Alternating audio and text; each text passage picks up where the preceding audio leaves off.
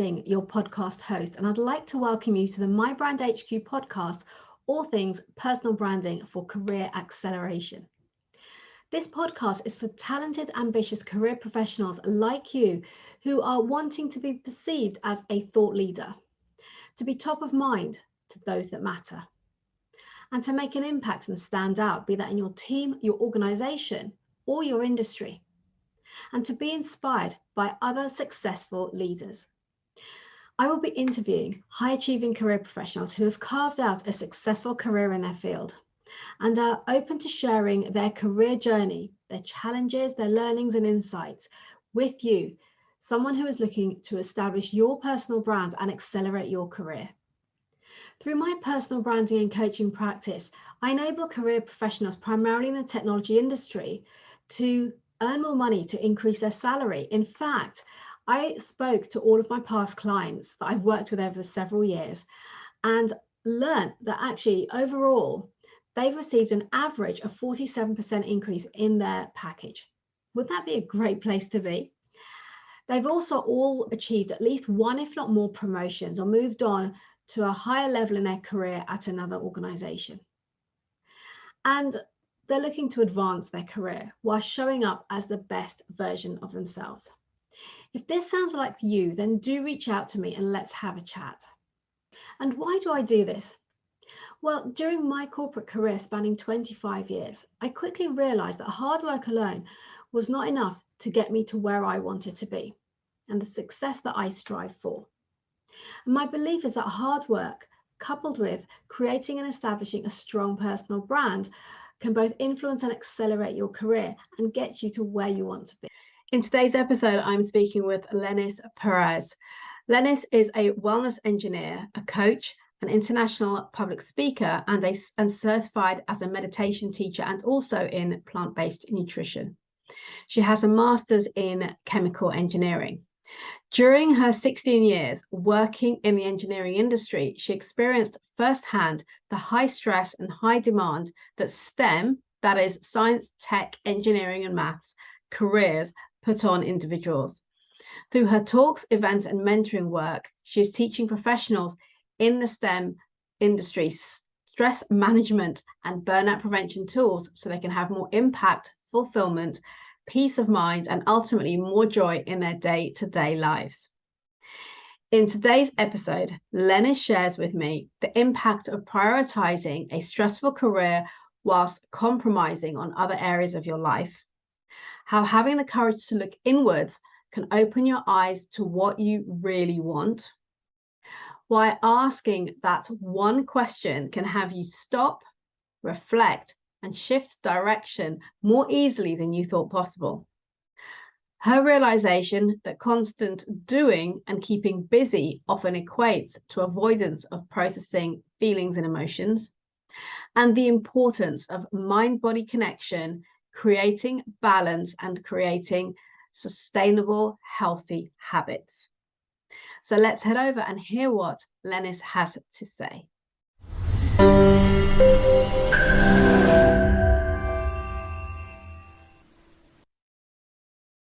Lennis, hi there, and welcome to mi-brandHQ. How are you doing today? I'm doing amazing. Thank you for having me here. How are you? I'm very, very well. And tell me which time zone you are in today. I am in hot and sunny Texas. It's been consistent around 40 degrees Celsius for our international people, are triple digits pretty much over here. But yeah, in Austin, Texas. So enjoying the sunny days. Yeah, we had a few and now thankfully it's back to normal and it's a bit cooler. So can't complain. I can handle that in the when you're on holiday, but not when you're trying to work. And it's like, right. It's hard. It's hard. Yes. Cool. Okay, so I want to dive straight in because there's a lot to talk about here. So first of all, can you share with me, Lennis, your journey into engineering, your early career journey? Yeah, so I have a master's in chemical engineering, and the reason why I pursue chemical engineering specifically was because I was born and raised in Venezuela. And I remember traveling to go visit my grandparents, or when we will go to the beach on vacation, and we'll pass through this gigantic plants, especially at night, right? So there were refineries that had all the lights and stuff. And to me, as a child, just driving through it, I was always curious and in awe of what that was. I knew it was a refinery, but obviously as a child, I didn't really understand what it was. I knew for Venezuela, oil was really important, one of our biggest resources. And when it came time to decide, okay, what am I going to do for my career, my professional career? My dad is a civil engineer. My brother is a mechanical engineer. So I was like, I'm going to be an engineer too. Why not? Yes, I was good at math. I like chemistry, physics. I was like, eh. So that's one of the reasons why I didn't go to mechanical engineering and chose chemical, because I really enjoy organic chemistry, and it just made more sense to me. And I learned that by doing chemical engineering, I could have the possibility of working for the oil company in Venezuela at a refinery. So it was kind of like a straightforward path that I had in front of me. Okay. And how did you find that whole experience? Well, so I ended up moving to the US because my dad was relocated for work. And my intention was to come to the US to learn English and go back to Venezuela. Now, intention is one thing, what life brings is another. So I ended up getting my master's actually I studied in New York at a school called Manhattan College. So I got my master's there. I found a company that sponsored me and I started working. I worked for them for about 5 years. And they were a licensing company, meaning they will license technologies. They did have one department that focused on refineries, other departments that focus on more of the downstream products from refinery, more of the light olefins, ethylenes, etc. We can go, I don't want to go too technical there, but yeah, so I worked with them. I got my sponsorship so I could stay in the US legally. And I worked for them for about 5 years. And I was looking for a change. So I felt that in that specific company, there were 2 tracks that I could follow. There was the very technical track where I will get a lot of knowledge, be the go-to person as a technical manager for the technologies, or I could go into more of the management, but sales and marketing and customer relationships path. And honestly, when I looked around, I didn't want to have the life of any of my managers. So to me, that was another sign of maybe I need to change. Maybe I need to do a switch here, because I just didn't see myself climbing that corporate ladder. It wasn't that I didn't have the drive. I had the drive. It was just not the right environment for me. It's what I thought at that point. Right. Sorry to interrupt. What was it you saw in your managers that had you feel that actually I don't want that life? Well, first, there were very few women in management positions. From the gender perspective, right? And for the women managers that I saw that they had to put in a lot of hours, a lot of compromise in terms of family. They were traveling a lot, working really long days, late hours, more than 60-hour weeks. And from my direct managers that were all men at that point, I will see they really didn't have boundaries. There were very few examples that I had of colleagues and managers where they had boundaries with work. Everybody else seemed to be working 24/7, even like some will come in on weekends, and their life was revolved pretty much around work. And in my mind, I felt that that was going to be the expectation for me if I was pursuing a managerial position in that company. Right. So what did you do then? I mean, having ruled that out, what was the next step? The next step, so I ended up finding a job at this really small company. It was no more than 60 people, very niche. They specialize in small scale design of chemical plants. And at that point, I felt that I could really improve my technical skills there. And that was really amazing because you were in charge of the project from proposal stage to building, construction, and actually starting it up. So that whole range for me was fantastic. And yeah, and I enjoyed it for a couple of years. And then during that time, I had gotten married, and I started to notice that I wasn't really good at keeping those, balances between my work and my life. So I was struggling a bit. I was starting to have some health nuances and issues that I couldn't figure out how to get rid of. It was just like, it kept coming up, like sleeping the amount of hours they recommend and still waking up tired, having a little bit of foggy brain and feeling bloated and just constantly exhausted. And I didn't know exactly why all of that was happening. So that was kind of, okay, work is one thing, and I have to show up and I have to be professional and I have to be productive and efficient. And then at home, it's like, I still have to, had the cultural pressure being from South America of doing the home wife things, right? It's the cooking, the grocery shopping, the cleaning, the keeping the house, being the house manager. So pretty much I was doing both and felt that I was running into this hamster wheel. Every day just felt kind of the same, and was, again, having some health issues throughout so when that you said time. about the balance, because you mentioned kind of between the two, what was the issue? Was it the work hours and the demand took a lot out of you, and then he was struggling with managing home life, or what exactly was happening there? Was it the stress from the work? Was it, what specifically do you think it was for you? It was in cycles, right? So sometimes work was stressful, which then required me to work longer hours, which then left me feeling depleted by the time I got home and with no energy. Other times it was the expectations that I was setting for myself at home and not being able to do it all, right? So it's this Wonder Woman superhuman complex that I had created in my mind that didn't allow me to rest. And I know many people feel this, that when you sit down and you're watching some shows, although at that point we didn't have Netflix like we have right now, but if I was watching TV or if I was kind of quote unquote being lazy, I will have this feeling of guilt and this nagging thoughts in my mind of, hey, you should be doing this, or my to-do list has 100 things. Why aren't I tackling the to-do things that I want to do at home?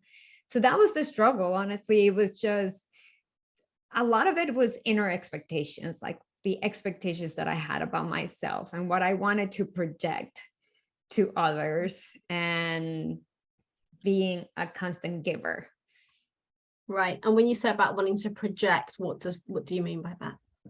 Oh, I have it all together, and right. Life is just wonderful and perfect. And I have a great career and I'm making strides and I'm learning. And I also have a great home life, and, we're moving along and hitting all the milestones that society expects you to have. You graduate from college and then you get a home. And then I think for me, the trigger was when we finished, like completing our studies, and we got the house and we started paying off some of the debts, and it was just like, okay, what's the next step? And it's like, well, the next step is motherhood and having children. And that was just a lot of other things just came up when we were trying to make that decision that made me realize, number one, I was in a toxic relationship. It was a relationship that was not healthy, in the sense of it sucked a lot of my energy.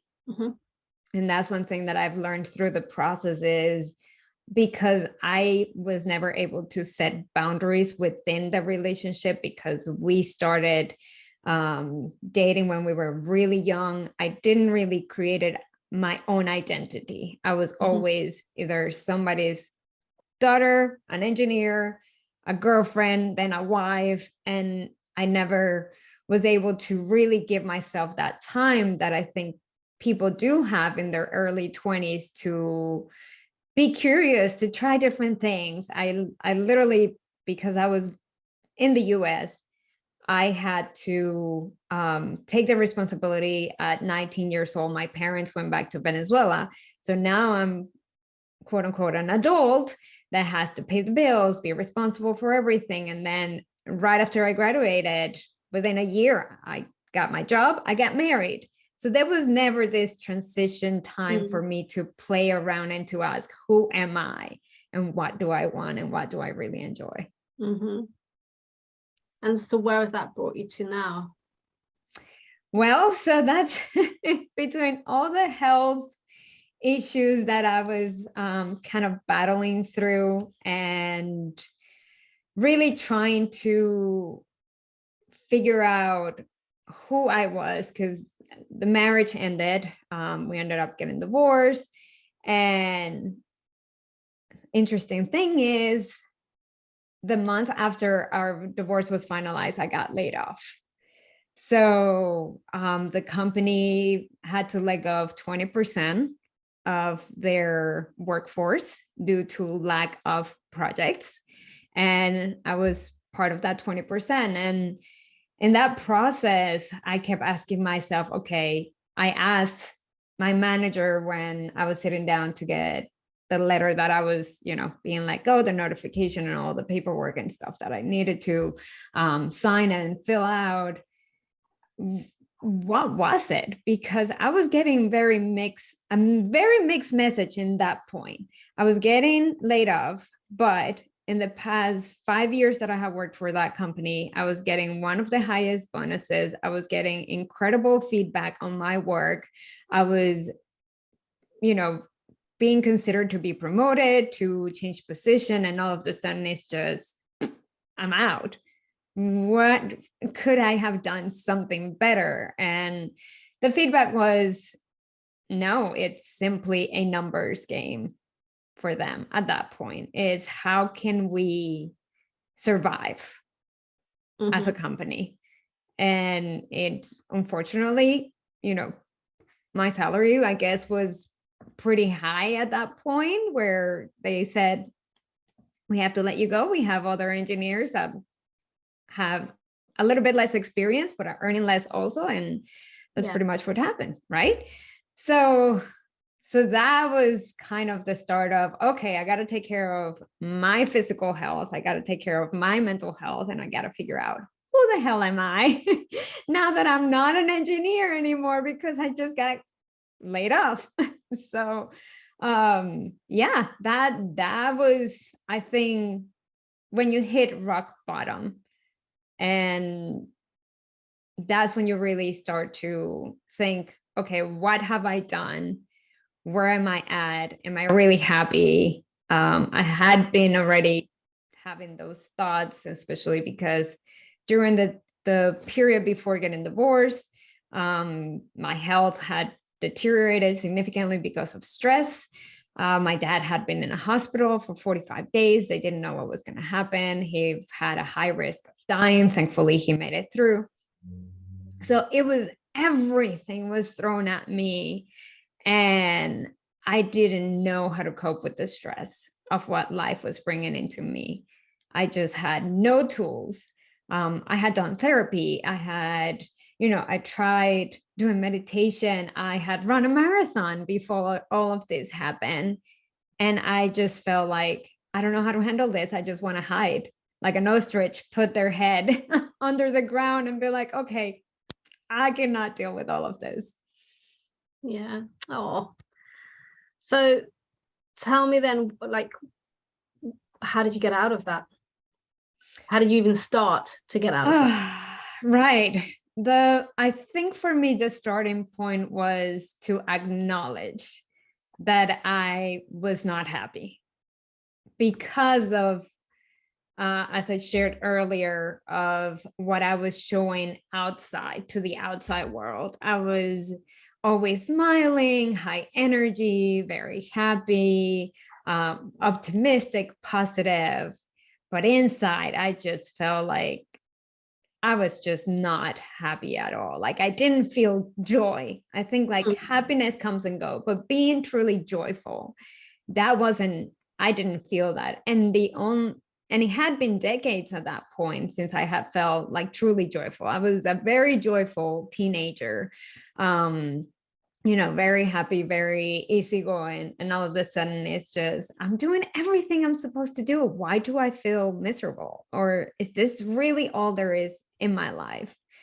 So the first step was to acknowledge that, really sit down and say, okay, this is how I feel, and I accept that feeling, which was really hard because, again, I was really good at pretending or being optimistic or being happy or trying to make everybody else happy, but I didn't know how to make myself have that joy. So through that, I started focusing on my physical health, which was the number one thing. I will call it the biggest pebble on my shoe, right? It's like there were a lot of pebbles in my shoe, but that was the biggest one. So take care of my health first. And then I got super interested in nutrition. I got certified in plant-based nutrition, and I changed my eating habits. And all of a sudden, I started to learn about our second brain, which is in the gut, and how it impacts our mood and how it impacts that brain fog that I had mentioned earlier, our energy levels, all of that. So through finding that physical stability and health, I started to recognize my own inner talk. And this is when I started dabbling into meditation. I will sit down to meditate, and I will have guided meditations because don't ask me to sit down and be quiet because it's impossible. Like it was just impossible. So I will have a guided meditation, 5 minutes or 10 minutes, and I will just listen to what they will say. And I will notice that my mind will go and wander, and it's like, okay. And then I'll just bring it back to what the person was saying on the meditation, until I started to hear in my head where my mind was going, where it was wandering. And it was very used to doing. Why do I have to do?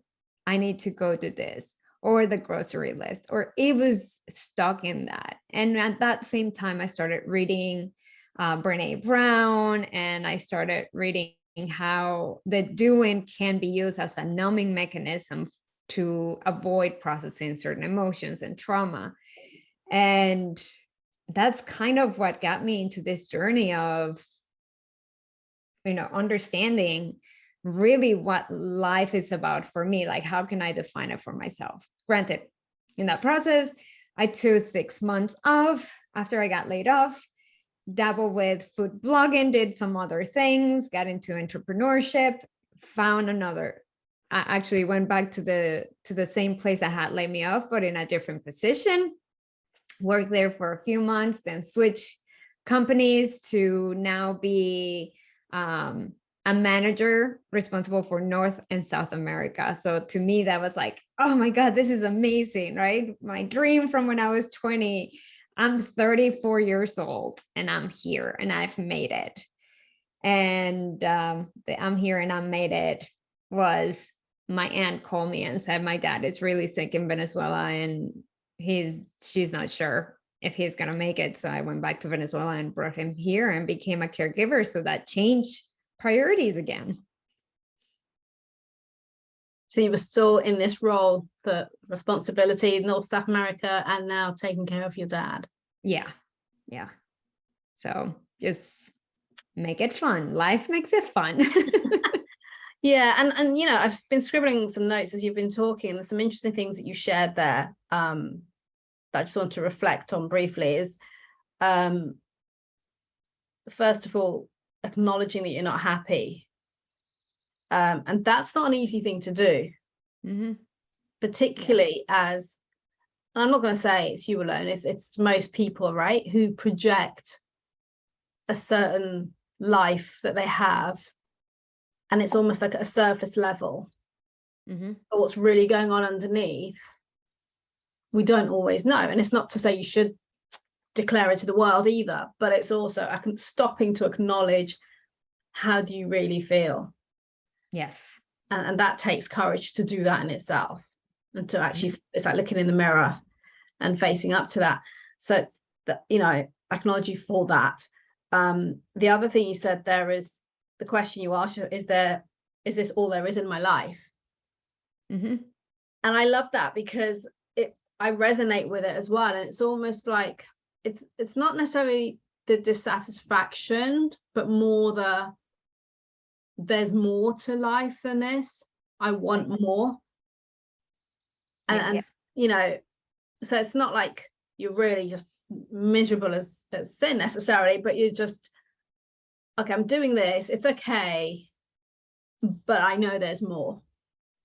And I know that was a big question for me when I've made some of the bigger decisions in my life, particularly around my career and doing what I do now, is this all there is in my life?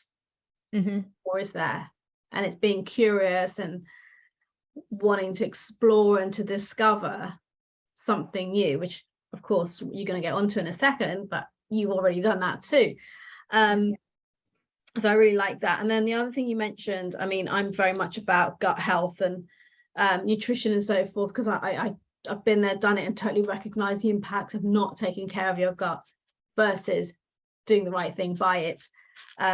To have the right, as you said, the energy, clarity of mind rather than the brain fog, but energy, the motivation to just get up and do things, it's so impactful. So I know how important that is.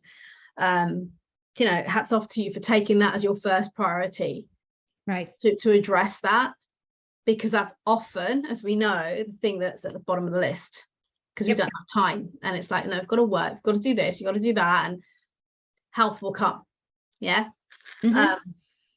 And the last thing I just want to mention is what you said about doing. So what you acknowledge for yourself through the meditation is the doing of being constantly busy to avoid processing emotions and trauma. And I feel that's a huge one, because I'm very guilty of it. I was very guilty of that. And it's when I started working on myself and having a coach and really doing a lot of self-reflection,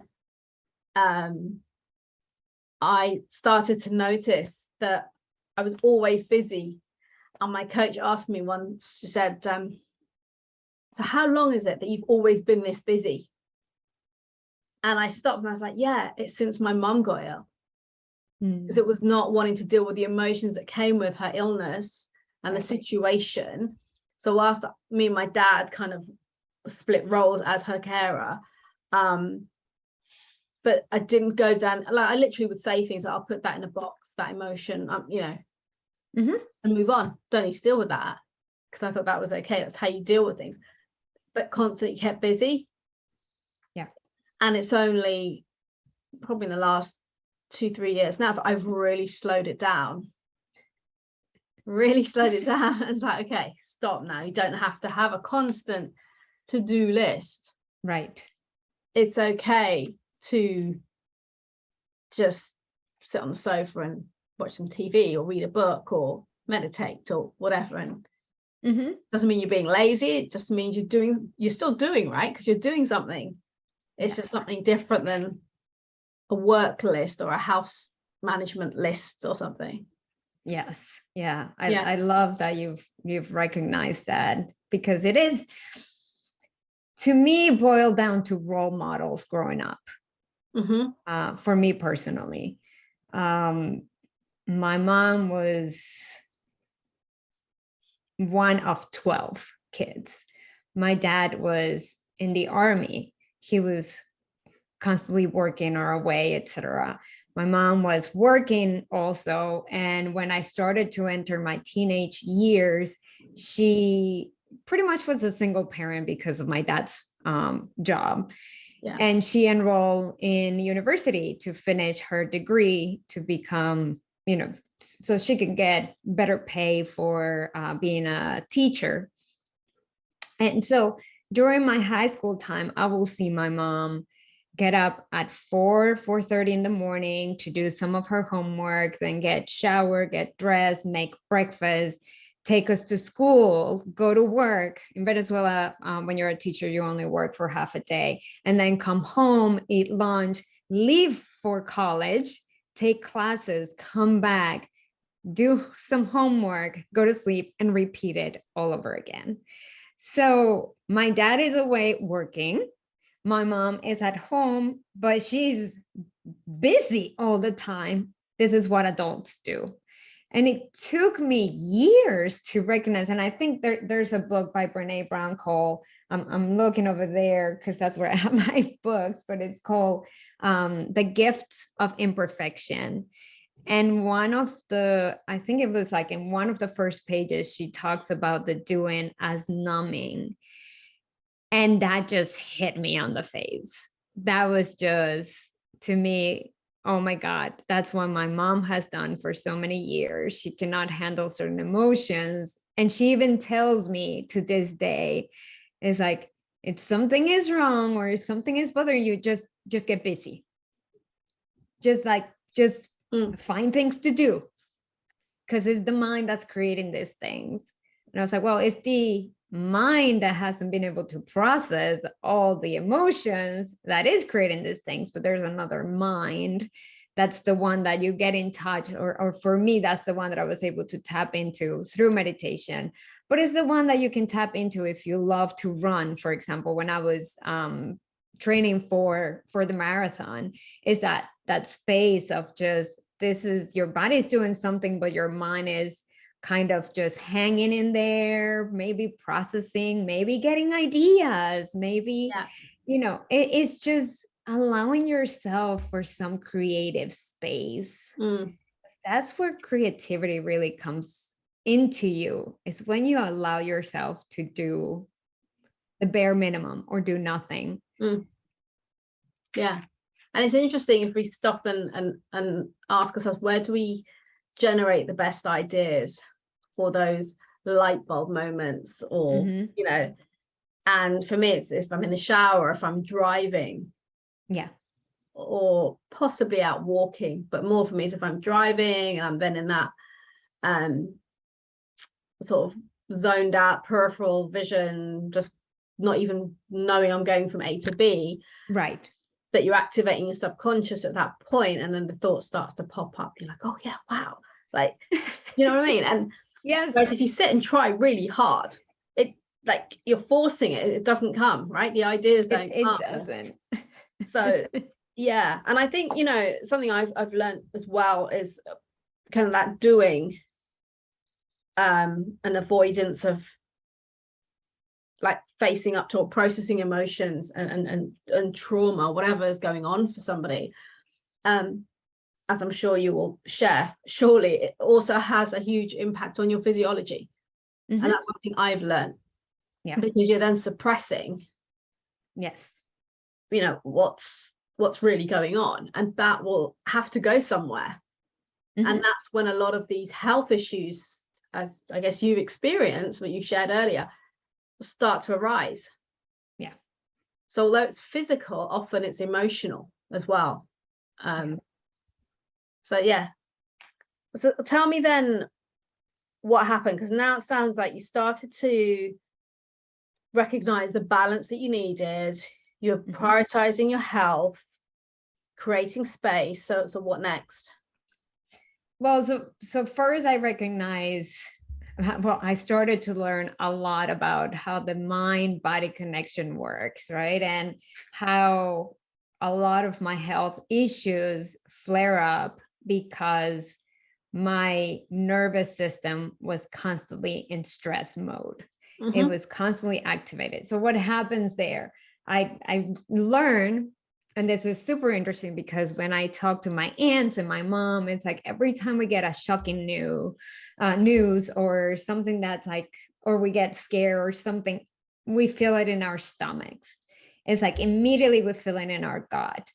And when I started like doing more research and reading more about this, I learned that how when your body is with the stress response active, it takes all that energy is being processed to your muscles so you can run. It like increases your heart rate, so so your blood is like flowing differently. So all these things that actually happen in your body because of a stress response. Now, it's natural to the body. We were programmed like that. Like the story always goes, like when the tiger was chasing you, right? The caveman.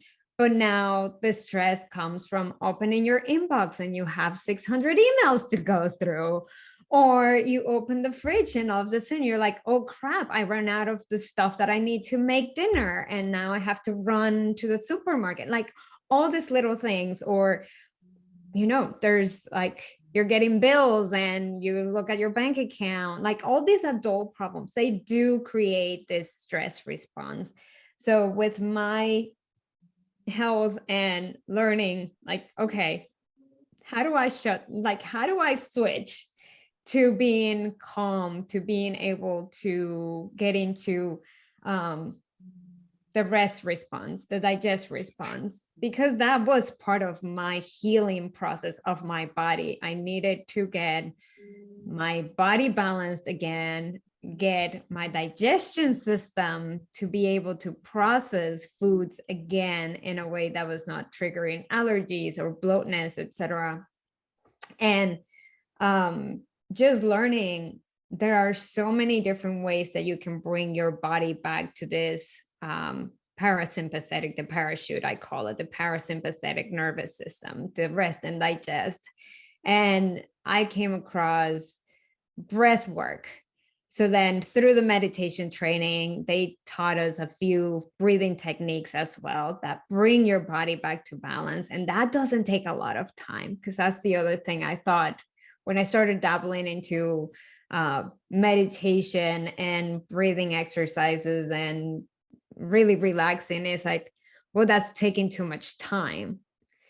That I don't have half an hour to sit down in my day to meditate. Right. And this is why I started with creating a habit. And I love the book Atomic Habits. If your audience hasn't read it, please go read that book, which is to create the minimum friction for the habit to happen. And I started with 5 minutes. I said, if I don't have 5 minutes in my day, there's a bigger problem going on here. Right. So I started with that. That's where I took it next. And then I realized, oh, wow, with this 5 minutes that I'm dedicating to myself, it boiled down to learn to fill my cup first. If I do that first thing in the day, my day, no matter what's going to be thrown at me, is going to go a lot easier because I filled my cup. And the reason why I had so many struggles and issues before is because the moment I woke up, I was thinking about everybody else, because thinking of me first thing was selfish, or at least that was the story I had programmed in my mind. Right. So, and again, the role model, I saw my mom get up, okay, I have to do this for school and I have to do this for the kids. I have to make breakfast for them. And it was always given. So to me, that was the model. And then it's like, okay, learn that putting myself first, taking 5 minutes for me, reading books, which I love. I call it killing two birds at once. It's something that to me really brings me to rest, because I have to focus on something. And then I was able to read things that were enriching my mind, and I was learning from it, which I love. So 5 minutes, I started with 5 minutes and I started reading books, and it was just like book after book. And it's like all these new concepts on how to really live well, that I was just like, okay, this is the next thing that I'm going to do. And when I became a caregiver, that's when I really was like, now I really need to fill my cup even more, because if I'm going to help him, I cannot be the one that needs to go to the hospital because I'm having problems. Yeah. Because because I'm getting high blood pressure, because my stomach is a complete mess, or I'm getting IBS, or all these different things that I had learned at that point were triggered by stress. It's like, okay, I need to really fill my cup first before I'm able to help him and also to perform at work. So it just, my analytical brain was like, okay, these are the steps you have to take. This is the system you have to set up in your life to make it work. Yeah. Yeah. Funny, actually, you mentioned Atomic Habits, because I'm partway through reading it again for the second time. And I'm doing very similar to what you said there. It's avoiding the resistance to things by making it easy to do. Mm-hmm. And starting with the 5 minutes, because it's compound effect, and it's the little 5 minutes that you'll start to see improvements in whatever, whether it's the meditation, whether it's the exercise, the reading, that you'll then be naturally drawn to want to do more of it, and to create the time to do more. But it's starting, isn't it? It's taking that one step with that 1 5 minute slot and moving it forward.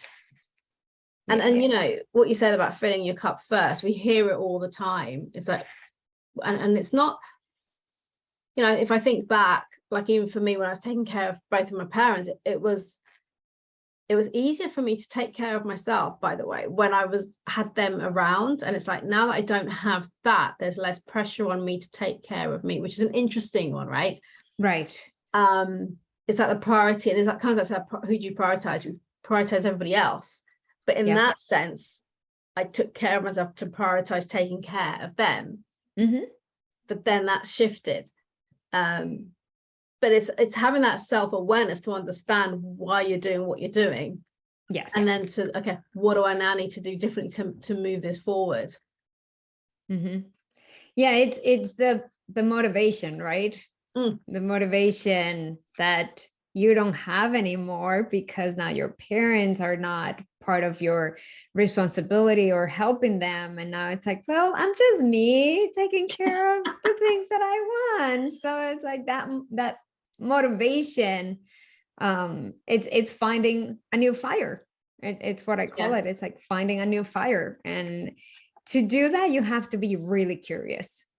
And that's what I learned in my journey of not knowing who I was or having that time to explore, to just be curious, try something. And I'll try it for 2 months or 3 months before I will say, yes, it was fun, or no, it actually wasn't for me. Like I joined a yoga studio for 3 months. And at one point it became another to do. So the reward wasn't there anymore, right? Right. So to me, it's like, okay, maybe that isn't it. Right now, I'm loving getting up, going for a 20-minute walk, because that kind of my motivation is I can only listen to the audiobooks when I'm on my walk. So it's my motivation. Yeah. To do that. Which is Atomic Habits, right? It talks about, you know, finding two things, one thing that you really want to do and one thing that you kind of have to do, and doing them together. Yes. Yeah. And getting the benefit. Habit stacking, all of that. Yeah, I love that book. That book just gave me the language to and look back and say like, oh, that's what I was doing. Because when I decided to give myself those 5 minutes first thing in the morning, what I will do is I will make the bed and I will put my book on top of my pillow.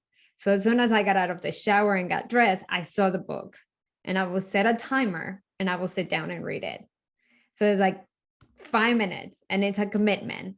And I would say for some people, you may need an external accountability person to help you with that. Another fantastic book called The Four Tendencies by Gretchen Rubin talks about inner expectations and outer expectations, and how sometimes for some people, they're really struggle with meeting inner expectations, and they need that accountability. So set up the system for you. There's nothing wrong with you. It's just your own nature. And I love reading things that help me kind of understand who I am, what are my strengths, and lean into that as well. Yeah, most definitely. So tell me, like, what is it you're doing now? Yeah, so I became part of that great reshuffling or great resignation. I noticed at the beginning of the pandemic, directly with my family and with, people around me, that we really were struggling with our mental health and with stress and how to manage the stress. And, my mom will call me, and she never had issues with high blood pressure. And she said, my blood pressure is off the roof. I don't know what's going on. And that was because she's a very social person. She goes to church, she volunteers, she was taking English classes. All of a sudden, pandemic hits, everything shuts down. The model of, I always have to be busy now. I'm not busy now. I'm sitting with my thoughts and my emotions, and my blood pressure is rising because I don't know how to handle this. So, and I will talk to friends, and especially the ones that had kids, and it was just all these different things that were thrown at them. And it's that false sense of control that we've lived through before the pandemic. And now we really are hit on the face of, we really don't have a lot of control over things outside of us. We can only control how we react. So this is the time where I got into getting certified to teach meditation, because I did see how in the past 3-4 years I had that tool to help me relax when I was in stressful situations for work, or when something had happened for my dad where he was in a on the low side of his health. And I got certified with meditation, and that gave me the clarity, again, giving myself the space and the opportunity to sit down. And it's like, what else is there? And it's just, I wish when I was going through all my issues, 10 years ago, I had someone that could tell me, this is what's happening, kind of do the root cause analysis that we love to do in tech and engineering. This is what's happening. And here are the tools that you can use to process, because I switch tools all the time, depending on the situation and depending on the time that I have. So now I left my job last year, changed my title to wellness engineer, and help professionals in STEM and tech really learn these strategies and tools and processes that they can implement in a way that is sustainable. Because every time I read, wake up at 4 a.m, go to the gym and work out, or wake up at 4 a.m and meditate for an hour, I'm like, no, my bed feels really good. And this is why I think that Atomic Habits book is fantastic, because it really takes away this myth or this giant monster that we're supposed to tackle to make it work, and break it down into the minimum, smallest micro step that you can do.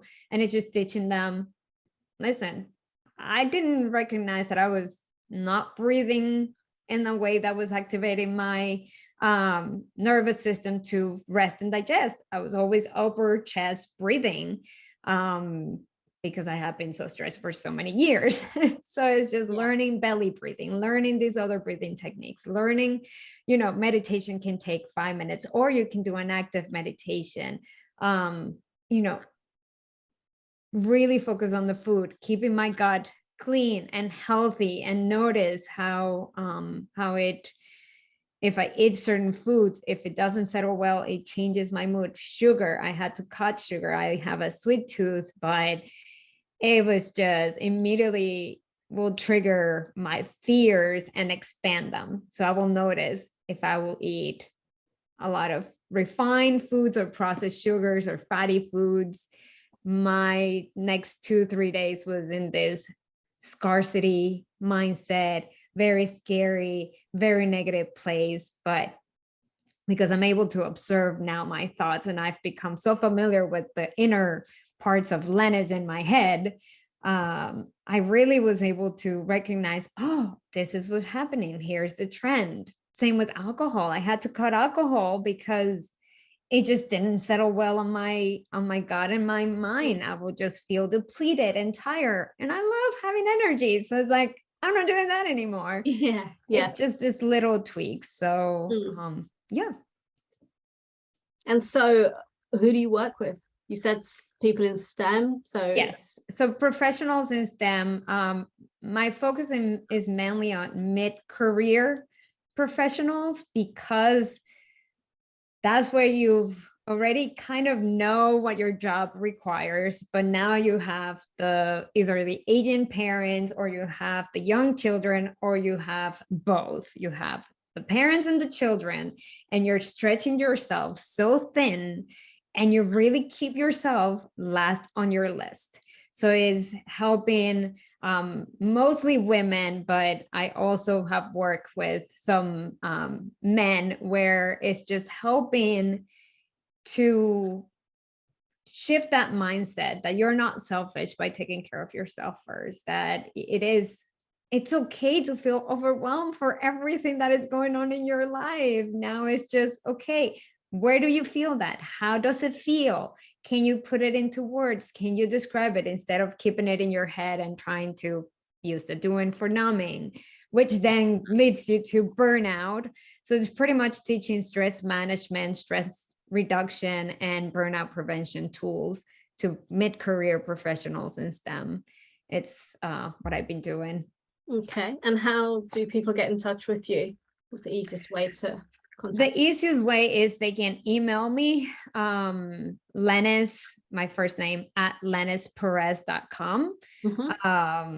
Just, we can book a call, 30 minutes. I like to talk to people, because I think the chemistry between two people working together has to be right.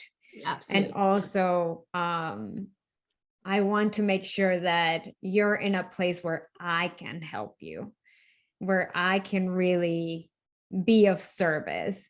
And I've spoken with some people that I say, listen, I think this is a better route for you at this moment, to work with somebody else. Either start with therapy, for example, go to therapy, or start with a nutritionist that can really help you hone down the issues with your gut, and then we can take into the mind, right? Because it's the body, mind, and spirit, and I focus more on the mind and the spirit part of it, not so much on the body. I think there are fantastic professionals out there that are doing an incredible job with helping people heal their gut and really bring back their balance for their physical health before we can tackle that emotional, mental, and spiritual well-being. Amazing. And I think, that there is such a demand for what you're doing now. As you mentioned, with the pandemic, everything changing, people feeling out of control, not knowing where to turn next, what to do, all of the pressures. You've got the pressures of the news, of social media. There's so much outside of us, so much noise. And sometimes we don't even realize the stress that it is putting on us, because we're just taking it all in like it's acceptable, it's normal, and then not stopping to recognize the impact it's actually having on us and our physiology and our mental health as well. Yeah, I'll say, number one, notice your resistance. Your resistance is giving you a clue. If you resist sitting down and stopping, that's your first clue. Yeah, absolutely that. Then it's been an absolute pleasure speaking with you today. We definitely have a lot in common, I think, and shared views around this topic. So it's been great to hear your journey to where you are now and what you're doing to support others. So thank you for joining me. Yeah, thank you for having me. It's been a pleasure, and I hope your audience really gets some valuable content from here. If anything, go grab those books. They're going to be really helpful. Definitely. I'd second that. The first one was Atomic Habits. The second one was the Four Tendencies, yeah, by Gretchen Rubin, and The Gifts of Imperfection by Brené Brown. Yeah. Dr. Brené Brown. Yeah. Fantastic. Lennis, thank you so much. You're welcome.